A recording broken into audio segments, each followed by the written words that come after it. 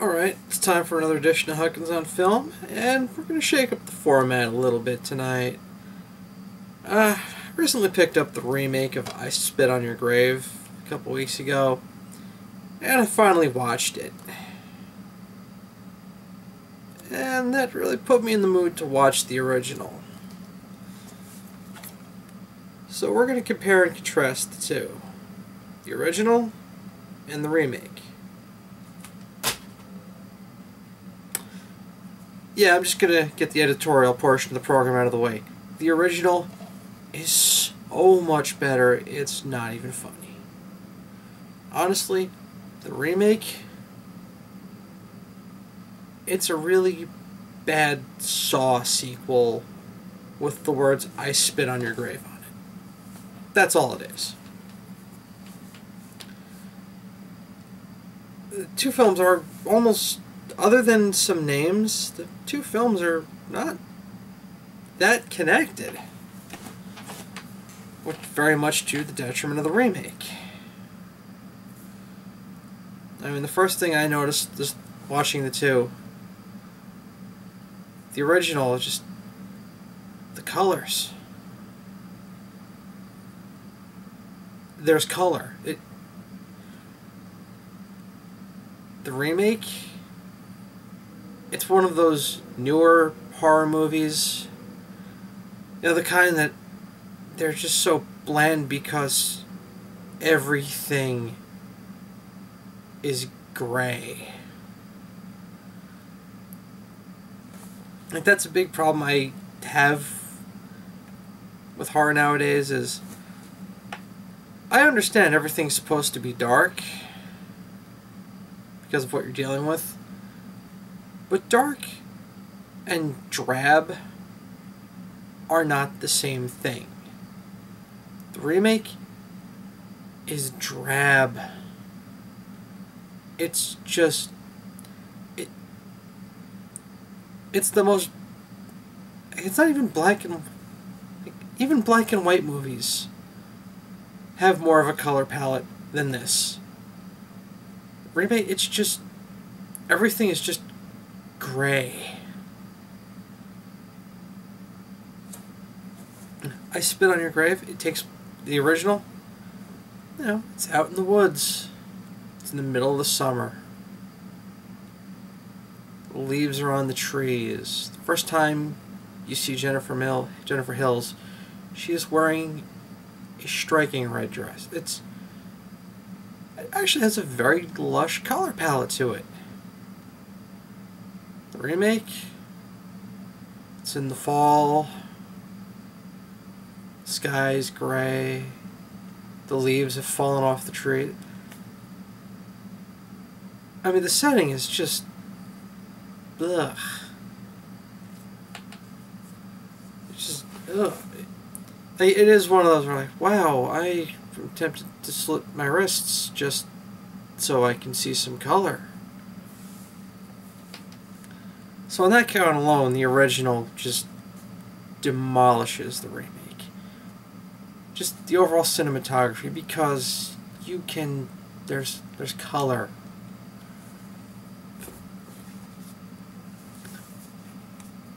New one, it seriously, no matter where the scene is, it somehow looks like the bathroom scene from Saw. And I'm not picking on the Saw flicks. I really liked the first four.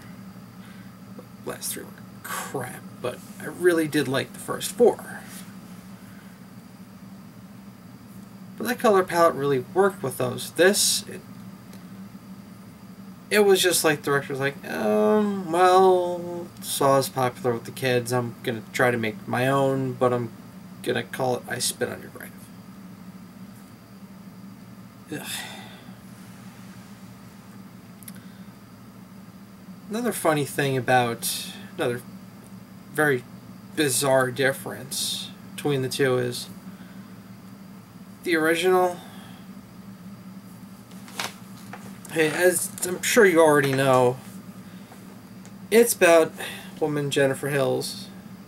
Hang on a second, am I screwing up her name? Give me a second here. Yeah, no, it's Hills. I'm right. I can't remember if it's Hills or Mills. Bad me. She goes off to the woods for an extended vacation and gets raped by a gang of yokels. The original, I don't know how they managed to do this. It's a lot more violent. It's incredibly graphic, especially for 1978. And there's a lot more nudity. But somehow it feels less exploitive than the remake.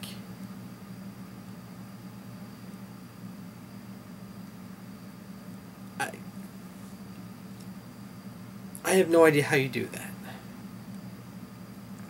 I mean, the place where I really noticed this was in the original. There's a scene where shortly after she gets to the house, she just decides to go skinny dipping in the river. And, you know, you do get to see Camille Keaton in the nude. Okay. But he starts off in a wide shot and pulls back. I mean, if Miyazaki had truly been trying to exploit his wife of the time, that camera would have been pulled in so tight you could count every drop of water on her naked body. Closest scene the remake has to this, the scene where she spills wine on herself. And she runs in, she's trying to get it out before the stain sets. And she's in her underwear. But one of the locals has a camera similar to the one I'm shooting this review on, and he's filming the whole thing. Like, wow, she's actually got her clothes on in this, and yet it just feels dirtier. I mean, then again, it doesn't help the overall film is so gray that you honestly kind of think you might want to polish the lens a little bit. A little bit of Windex on there or something, maybe. Ugh. And of course, the two actresses who play Jennifer Hills. Hang on. I knew I shouldn't throw this away. Okay, the original's Camille Keaton. In the remake, it's Sarah Butler. Camille Keaton is great in this movie. Now, as I've said before, her character gets raped in this. In fact, the second act of this movie is pretty much her being repeatedly raped. And the way it's shot, it's... honestly, if you get off on the rape scenes and I spit on your... it's because you're a fucking rapist. Yeah, I mean, they're that unpleasant. The fact Camille Keaton is a gorgeous woman, it doesn't count. It's like, no, this is... ugh.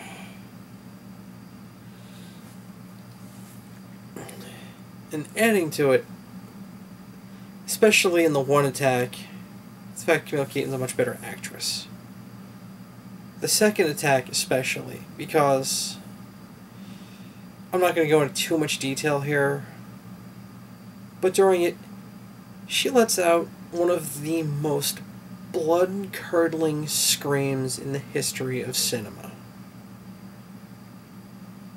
I mean, it's one of those, it doesn't matter how many times you've seen this movie. When you hear that scream, you just go, oh. Like, you totally, like, you feel like you're watching a snuff film at that point. Because she sells it so well. It's like, is this really happening? The remake? Ugh. She's not a good actress at all. mean, there are scenes during the revenge, where she's getting her revenge, where she's swinging a baseball bat. And I understand that you have to set these things up so no one gets hurt. I totally understand that. I don't want the actors to get hurt either. But the swings she's taking with this bat, it's just like, oh, what are you afraid of? There could be 17 nails pounded through the end of that thing and she still couldn't hurt you with those hacks she's taken. I mean, it's supposed to be... it's supposed to be, whoa, she's pissed and wants blood, but it's just like, no, try again. Yeah, it's definitely one of those scenes where you watch it and all you can think is, and that's the take they used.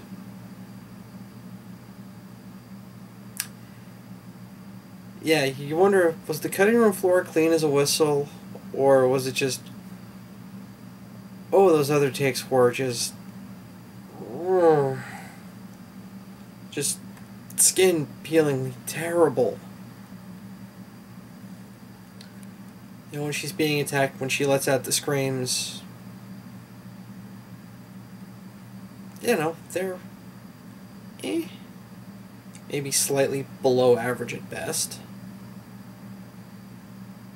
Like, Keaton screams, it's just, it's absolutely just blood-curdling.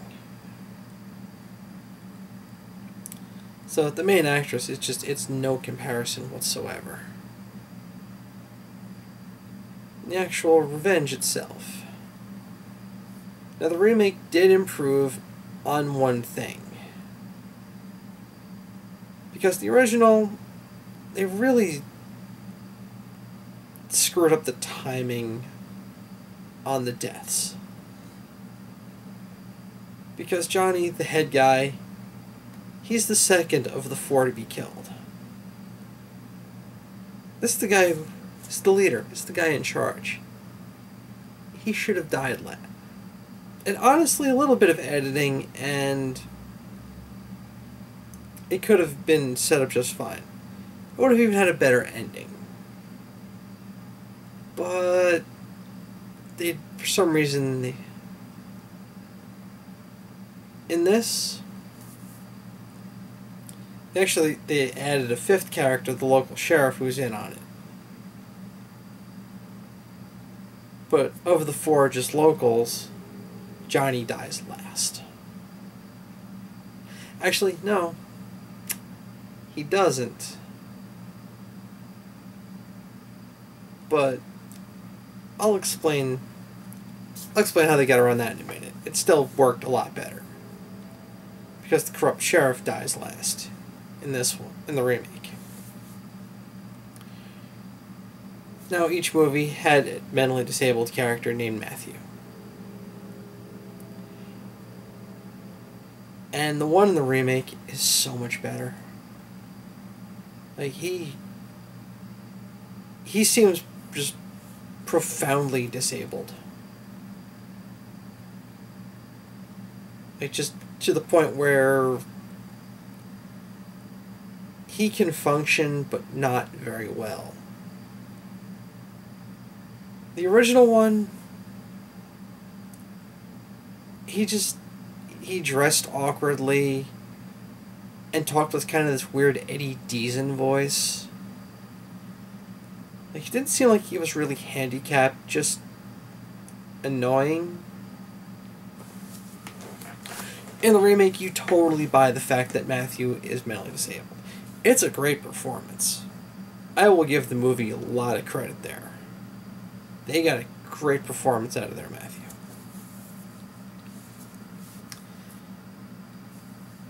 Which actually kind of hurts the remake in a way. Because in the original, it's really the argument for or against murdering a mentally disabled man out of revenge. It's in play in the first one. In the second one, he seems so much more profoundly disabled, and the protagonist is so much more unlikable that it's just like, it's, you know, you're supposed to root for her, and it's like, I really can't. Because, I mean, after his turn during the attack, he immediately goes and throws up. I mean, both Matthews are coerced into doing this by Johnny and the boys. But the remake's Matthew is so much better that it really hurts the heroine, because it looks like she's killing someone who's mentally maybe 10. Probably not even that. I'm not a good judge of these things. So that really kind of hurts the heroine in this. You know, it looks like she's killing, you know, just like, wow, you've just killed a handicapped person. That's not a good way to make your heroine seem strong. Also, there was one major deviation in the remake from the original. Now, I'm fine with them deviating, you know, doing a shot-for-shot remake is pointless. You know, I see wanting to tweak some things, do some things different. With the original, after the attack, you follow Jennifer through her recovery and into her revenge. Remake, after the attack, they follow the attackers. And for like 20 minutes or so, the main character is not even in the movie. Which is really too bad, because, first of all, these guys are bumbling idiots. I mean, they're not interesting characters or anything. They're just pieces of garbage in need of a good killing. You know, they're not terribly compelling or interesting. The movie's supposed to be about your main character and her struggles and her eventual triumph. So her struggles, you know, her rise, so to speak, it all happens off camera. Why would you do that? I mean, was the script originally written differently and they realized, wow, our lead isn't very good, we better find a way to kind of push her aside for a little bit? And believe me, there was an interesting story here. Because when the revenge stuff finally breaks out, it's crazy. As you may know, in both of them, Jennifer's an author. In the remake, you're wondering what kind of book she is writing. Like, you know, survival guides for Green Berets seems possible. Because the revenge, like, her revenge is so incredibly convoluted and involves a lot of planning, time, and materials that it doesn't seem like she would be able to get them all together. Like, she doesn't have her car, so she couldn't get back to civilization, tool up, come back, get her. because it involves a lot of gadgetry. Apparently there's a shed out in the middle of the woods that she'd been living in. When she kills one of them, she says, "You wouldn't believe the kind of shit you have to eat out in the woods to live." And she throws a dead mouse at, like... So she's been living like an animal in the woods, trying to heal and get her... There's a story there I would have loved to have seen. The director just neglected it. Instead to focus on the criminal's attempts to find her body. Which then degenerates into her leaving little trinkets all over the place to kind of mess with their heads. Kind of like the movie Dead Man's Shoes, but not good.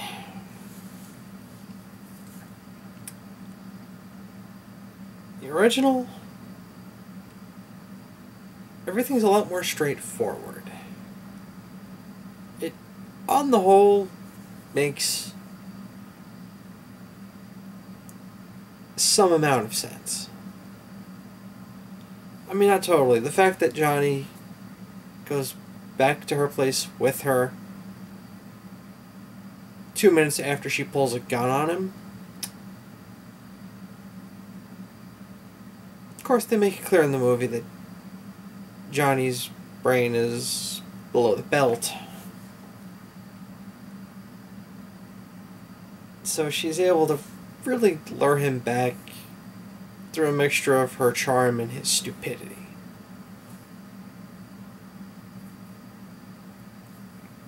This, in a way, it makes more sense because she just straight up ambushes everyone.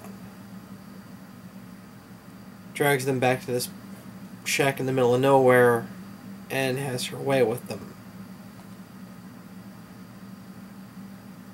But every single time she's rigged up all these bizarre gadgets to take them out.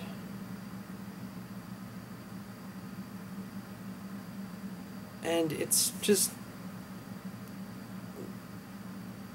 Huh?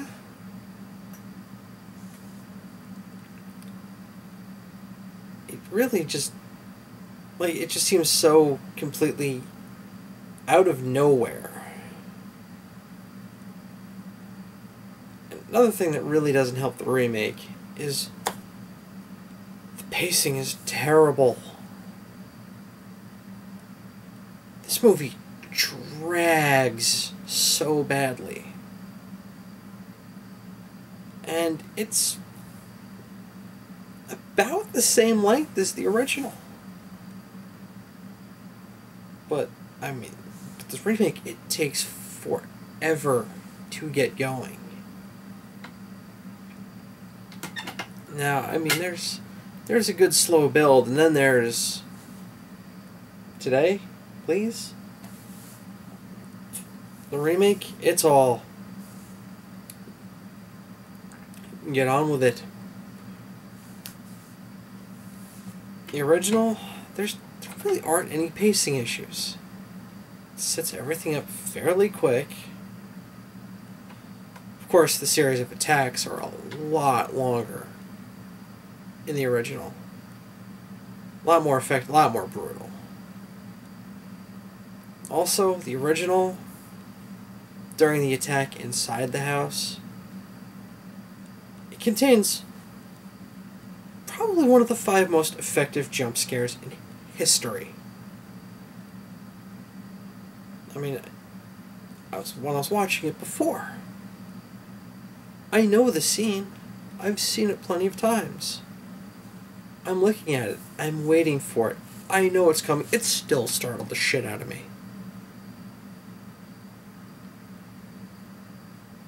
Yeah. Yeah, it's... When the same jump scare can get you over and over and over again,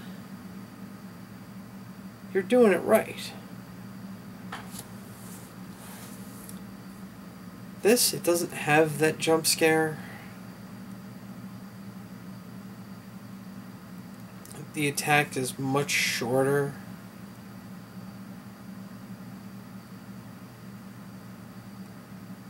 The attack itself is even a lot more deliberate. You know, because they break into her house, they confront her, and they're just messing with her. They're just toying with her. She escapes, finds the sheriff. The sheriff brings her back. And then the attack really begins in earnest. It's like it just feels like, okay, movie. This movie really, it could have been pared down by a good 20 minutes. The pace is just crap. It really is. I said the two movies are the same length, but the remake feels a lot longer.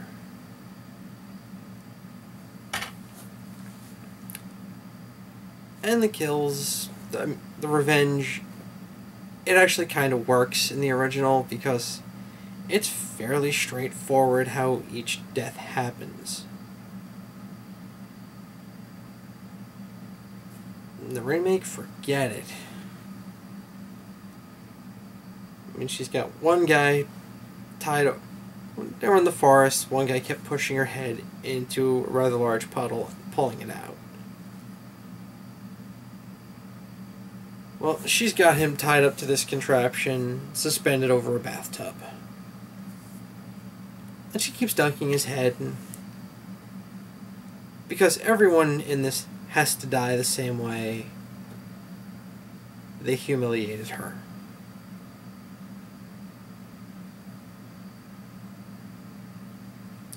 Again, not really what happened in the original.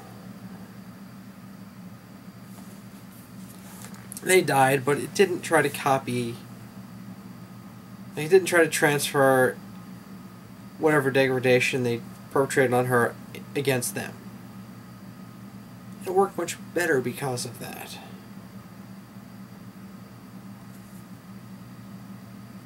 Because, I mean, and I understand that she would want to kill them very slowly. I can follow that.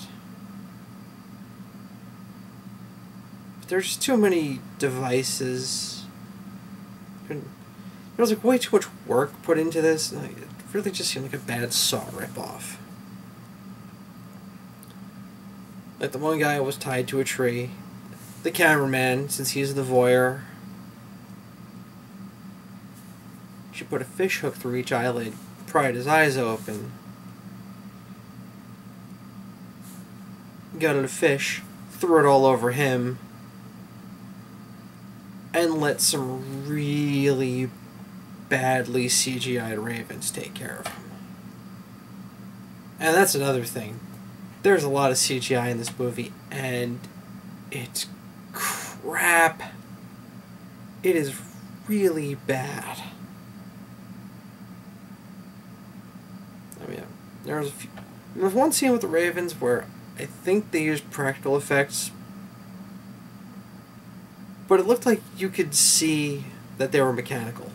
Like it was really obvious. Or it was just the CGI was that bad that they looked like fake ravens. I don't know. But I mean, of course they peck out his eyes, and you know, it has no effect because the CGI is so poor. It just looks like, oh hey, a cartoon came out of his face.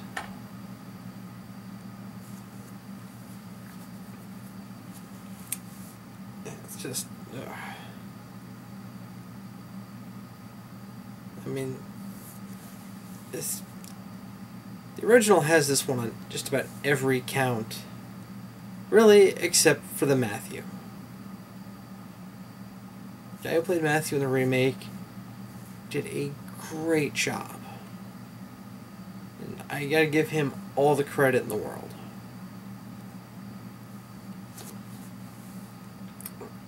Because he had the most difficult, and he also played it the best. Like, his character was the only one who really felt human.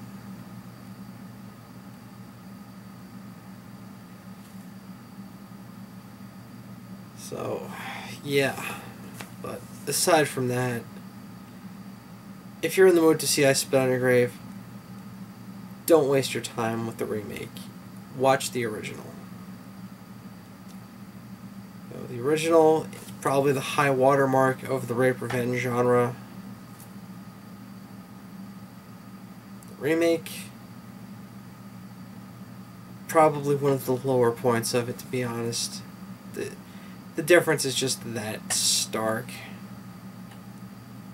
There's nothing interesting about the new one. It looks like every horror movie that's been made recently. Terrible characters, they're all annoying. It's everything a bad horror movie is. And less.